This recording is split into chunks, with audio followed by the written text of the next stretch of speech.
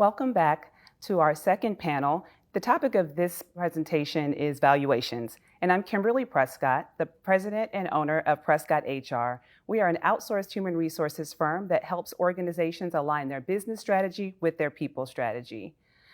Business valuations are really a set of processes and procedures that allow an organization to estimate the owner's value or the value of the organization. It's also critical to the growth strategy and or the exit transition strategy for an organization. In the world of COVID, it may have impacted valuations, and we're going to talk about that. But before we do that, I want to welcome back our panel. And we're going to talk at first about what are the fundamentals or foundations of valuations? Good. That's a great question. Thank you. So when you think about valuation, you have to think about a few things. You have to think about growth, the future growth of the company. You have to think about the kind of cash flow that business generates, which is sustainable. It can't be sort of a one-trick pony. It has to be sustainable into the future. And sort of the space or sector in which it exists. They're really important components. Historical performance matters a lot to support and justify future performance. But when valuation is really moved to say, how will this company perform into the future? So just a quick example, a company that is growing very rapidly, it has increasing margins, is going to be more valuable than a company that has more modest growth and a lower profit profile. But in almost all cases, we are looking to determine value by using two things. One is what is the sustainable cash flow of the business, and two, what is the multiple by which we multiply that cash flow to determine the enterprise value of a business. It sounds very easy, 1 times 2 equals something. And but it's not, because determining really the sustainability of that cash flow and the appropriateness of that cash flow takes real time investigation and analysis.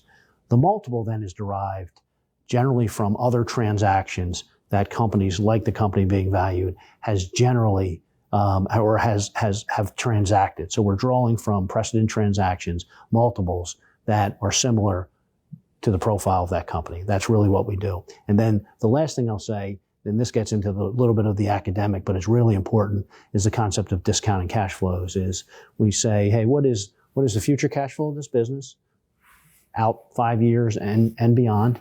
And what kind of return would an investor expect if you were to promise them those cash flows?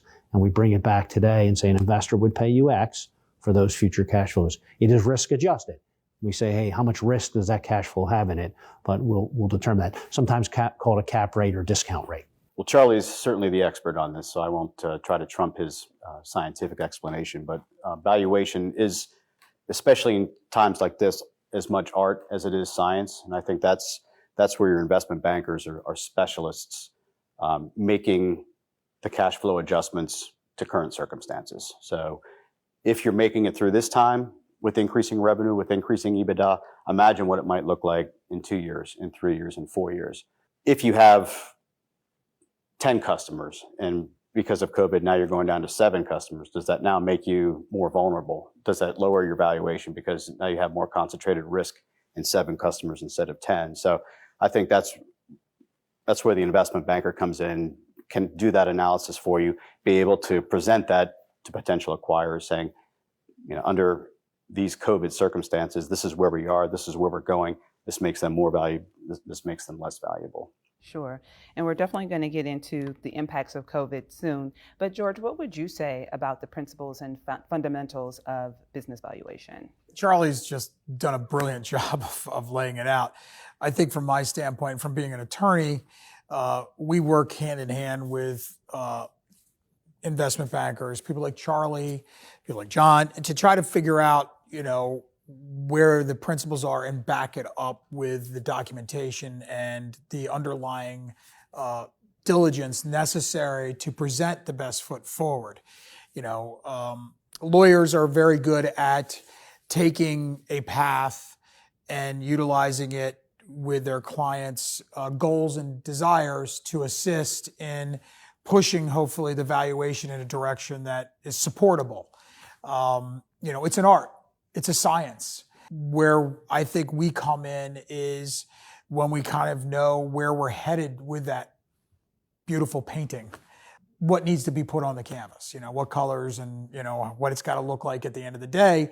So it's our job to be, in a support role in helping build that up and then figuring out a structure that can then take the valuation that's been laid out, client expectations, which don't always match up, and then start to find ways from a structural or a component standpoint to put something together that kind of gets them to come closer. And being with an investment banker is key to that because they're frontline in many ways when it comes to the business stuff. And then the wealth management planner, somebody who's the trusted personal financial advisor, steps in and can help. We need this to be at this level before his own personal plan. So on some level, they set the game and put together the playbook. I'm probably the guy that's on the field, running around a little bit. As a small business owner myself, I'm sure that much of the art comes in when you have to help the business owner understand the number that you've come up with. So I'm sure that that's where a lot of the art comes in. But as we talk about business valuation in COVID specifically, how has COVID impacted how you look at organizations to determine their value? It's been complicated, right? It's been very complicated. And today, there's in a valuation report, the technical presentation of valuation, there's a section now on COVID. Okay. So people are saying, hey, we've considered it and this is how we've analyzed it. What I can share with you is how our firm has addressed it. So as we're looking at a business, and in conversation with management and in independent analysis and research about the industry, we're trying to look beyond COVID. Okay. As I said, I think before, COVID is a healthcare issue, not a business issue. And I think we all hope and expect that it's going to have an end to it. There may be something behind it, who knows, but we'll have an end to it. So how is this business going to perform between now and then after then? And that's what we really try to figure out, because in very few cases have we seen, companies that we have valued since March or really since February where there's been a cliff. We're not active in hospitality or restaurants, so we're not seeing that. We're seeing distributors and professional service providers and manufacturers and technology. And these businesses, it's probably easier than you may imagine to really analyze it sort of outside of COVID. Now, we do have to consider any material impacts COVID could have in the short run as well. So we can't ignore it and just say someday it's going to be better. But that's really how we're doing it, is working with management, trying to understand, how this business will behave during COVID, and after COVID, will return to its sort of historical norms, or will it be in another place? And then there are the cash flows we value. And it's actually been less complicated than we anticipated. So I know in the previous panel, you mentioned that you wanted your clients to have a long-term view of their businesses. So it seems that the valuation process is also taking that long-term view. Absolutely correct. Yep, absolutely agree. John? Yeah, I think it's taught a lot of business owners about their business. There are those with the recurring revenue that I don't want to say have been unaffected, but have maintained revenue, have maintained cash flow.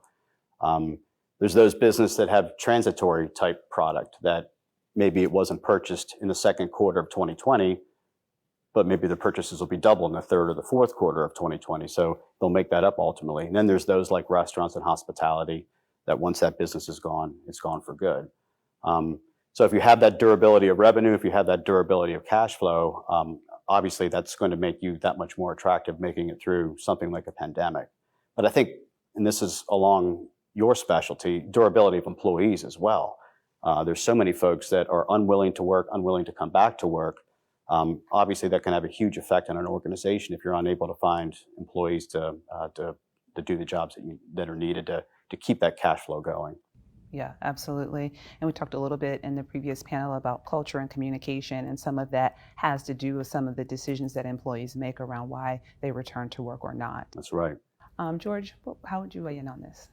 I would say that we spend a great deal amount of time examining what COVID's done to the underlying structure of the business, as well as that, when I say structure, the actual structure of the business, the relationships, the contracts, what goes into what's coming out in the report. Our job a lot of times when we're assisting with evaluation, or we've been presented with evaluation and we're doing the acquiring, is to be able to document and ascertain whether or not the contracts and the business operations match up with the numbers that are being reported, for which, Charlie and John work with in trying to advise the client from a financial standpoint. We take our position into, with COVID these days, where's the pressure points within that business structure from the standpoint of what clients are being affected more than other clients of the business. And therefore, while this client may have been a top 5 client last year and the year before, it's now in between 10 and 15 in that number.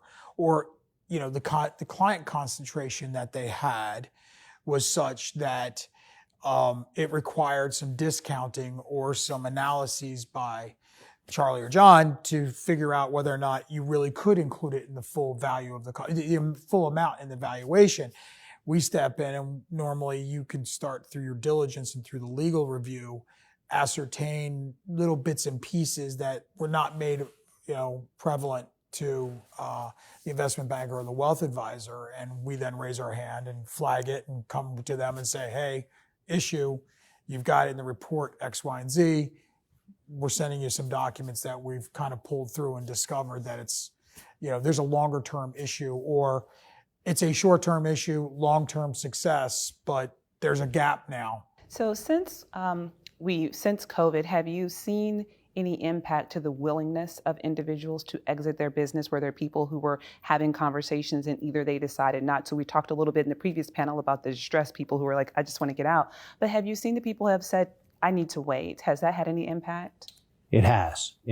And almost everyone in our world around March 15th said, let's pause, as I phrased it. Let's just pause. Others have said, I want to go back now with confidence into the market, because our performance has actually held up. We understand this COVID thing and what impact it's having, and we know how to manage through it. We're confident. And there are others that said, I just want to wait this out. Because I'm not sure I can explain all that to a potential buyer, and I'm not comfortable that I'll get the valuation I want. But there's a third group of people that were not interested in getting liquidity and selling their business, that are now saying, as soon as we get through this, I'm selling. I'm not doing this again. And we've had a lot of those conversations. And of course, our conversations is, well, that's fine. Let's slow down. What do you need to do between now and then? Because you may not have been preparing to sell. You may have been just running the business sort of as a lifestyle or some other way, and you need to pivot and get your business ready to sell. So let's do that now instead of the week before you're ready to go to market. But that third group has popped up saying, look, I lived through 2008, 9, and 10, and now I'm going to make it through this, but I'm not doing it again. So it's been interesting. Yeah, I would completely agree with Charlie's last point. That's what we're seeing more than anything.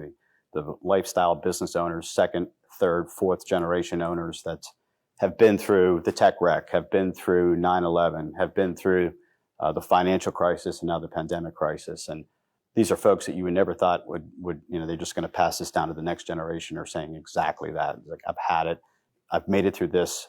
I don't want to know what's coming next. Now is the time for me to, now that, there's a lot of capital out there chasing these businesses, and they're taking advantage of the increased valuations that they're being presented right now. Yeah, we're actually spending a lot of time with that third class. I mean, we've got a lot of clients who've been with us for quite some time who suddenly out of the blue have said, I can't do it again.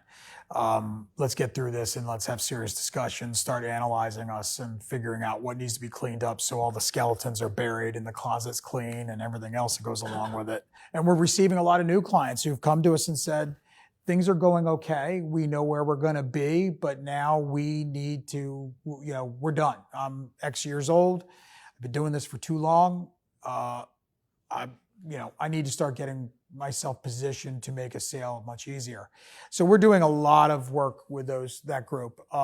We've had several deals during this entire period that have either gone on hold, slowed down. I mean, I can think of 2 deals where we were flying in 4th gear. That engine was going. We were going down the road. COVID hit, and we downshifted pretty abruptly to 2nd gear. And it didn't die. It didn't kill it, but you could feel it was like, okay, let's keep moving. I'm touching you. You're touching me. And we then have now picked it back up. And then that deal itself, we're back in 4th gear. And they're trying to act as if COVID didn't happen in getting to closing. Not the deal, the structure or the financial, but the time in which to get the deal done. They've now said, okay, we've been doing this now for 6 months. And you kind of sit there and go, you did it for 6 weeks. You kind of shut it down. And now I get it, but it doesn't mean the work it doesn't get done. So we're seeing that. And then the other thing, we've seen quite a bit of discussion around pre and post COVID value in a deal. The sellers seem to be immediately gravitating towards, this is just your way of retrading me. And a lot of the buyers are saying, no, this is my way of trying to get you to acknowledge that we've got to restructure part of this transaction because we just went through hell. We could go through it again, and I'm happy to pay you what you're worth, but let's be honest, there's a change. Yeah, so that kind of leads me into my next question. Have you completed any transactions since the COVID pandemic started, and how did that, the change in the way you do the valuations come into play with those transactions? We've completed 4 transactions with companies that were private equity backed since March 15th, and we were involved in 1 industry merger. So it's a transaction where 2 companies, instead of giving cash, exchange shares. It was less about valuation. I heard people say many times to me, I'm not going to argue about valuation. We're going to talk about risk allocation.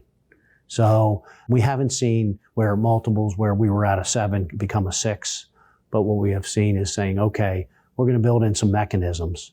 And this is what George does is, this mechanism is going to take into account the possibility of a downturn, the possibility of loss of clients, revenue, profits.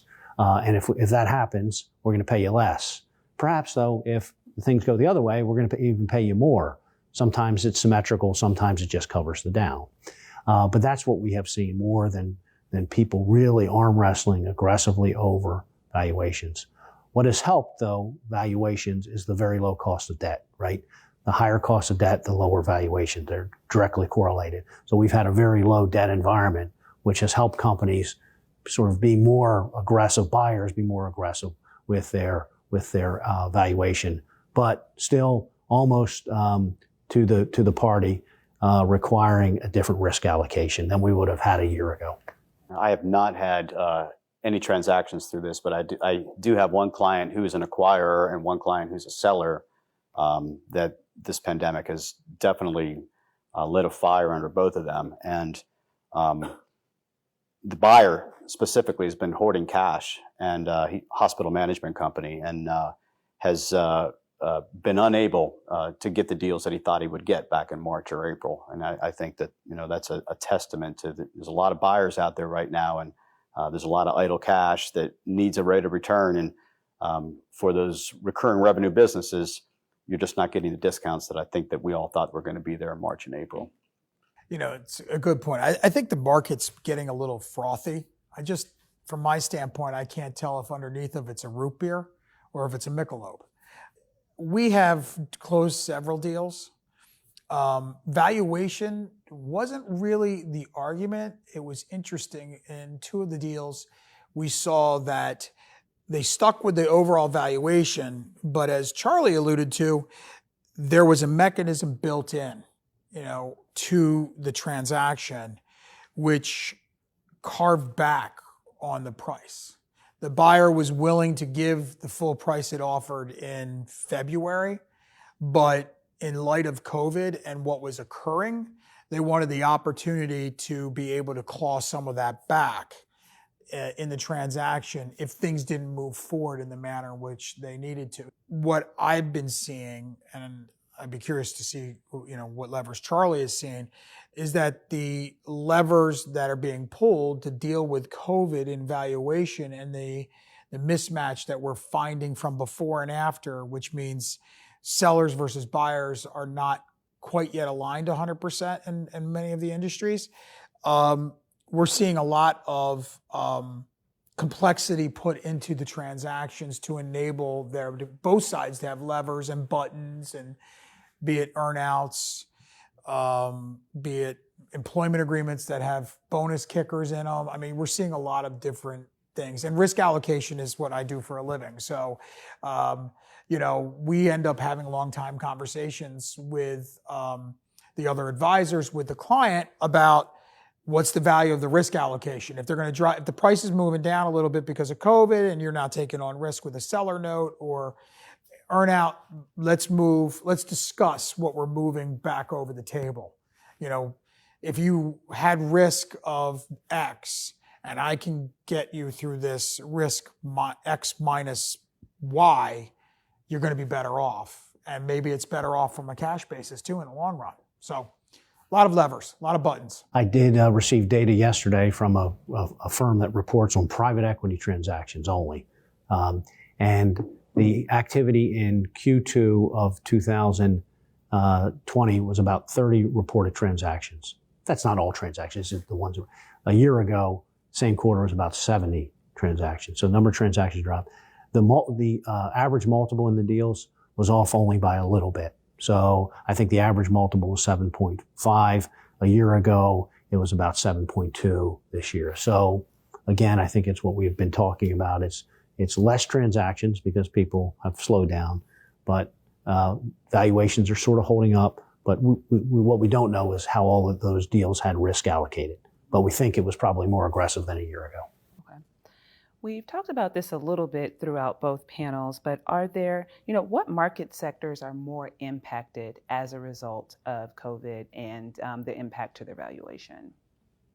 I think we've said it several times, the restaurant, food, hospitality industry just hammered. I would actually throw in anything with recreational in front of it. Recreational sports, recreational outings, recreational travel. I think those sectors, anything which, requires or promotes individuals being very closely aligned, I think they're getting beaten up. Flip side, recreational cycling, you can't find a bicycle today. I think they're making money more than anybody else. Anything that it promotes recreational as an individual, I think is a very positive thing. I think as John put it several times, industries in which there's recurring revenue constant, you're seeing things moving forward, no problem, frankly, I think software business, telemedicine, they're going through the roof right now because there's recurring license revenue and they're very comfortable just sitting on their hands and taking it. But I do believe that industries right now that are significantly labor intensive, in which there's close proximity amongst the laborers, they're struggling. They're getting back, but they're struggling. But I would like to say that if it's a good business and it's on sound-based principles, they're probably doing well right now. True. And what we have seen more to the positive side, where businesses with recurring revenue, software as a service businesses, businesses that have technology that enable businesses in any way, healthcare, not just telemedicine, but anything that's focused on quality outcomes, improving and measuring quality outcomes in healthcare, because it's where everyone's focused. They're actually sought after, and they're very frothy in those sectors. So there are many sectors that are doing very, very well, but I think George covered the ones that are really challenged these days. Yeah, the non-transitory businesses you really see.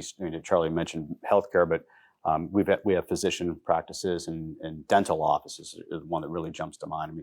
Nobody's going to go to the dentist twice, so that business is never coming back again. They're just going to struggle until they claw that back in future years. So before we wrap up our panel, are there any parting thoughts that you'd like to share on the topic of valuations? It's the thing I share when anyone asks me about valuation is that business owners should always be aware of their valuation, because success is that valuation improving. Not are sales growing, or even profits in some cases, but is that valuation growing using a consistent method of valuing the business? So understand how your business is valued and understanding what direction your business is going on an annual basis, because we believe that is the very best scorecard for a business ownership team to evaluate their business. I think this time is really puts the responsibility of the seller in the spotlight. George and Charlie both mentioned it, but with the clawbacks, with the earnouts that are required, I mean, the values are still there. The activity is still there, although less, as Charlie just pointed out. But you can no longer sell your business and walk away. There is accountability if you're going to have a 20% reduction in your EBITDA next year. So I think that's fair. If you're getting values that you were getting in 2019, I think that's the contractual agreement you're going to have to agree to, that I'm at risk if this goes down in 2021.